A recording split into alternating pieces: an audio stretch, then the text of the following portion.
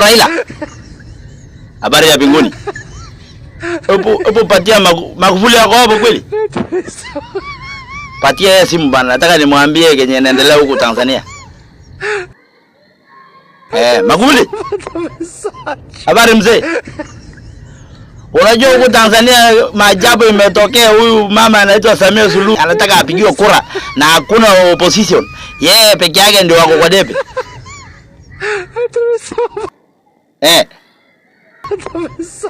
Sasa wewe ulichagua deputy aina gani bwana? Hata hana demokrasia, hata hajui umuhimu wa wananchi katika nchi ya Jamhuri ya Tanzania.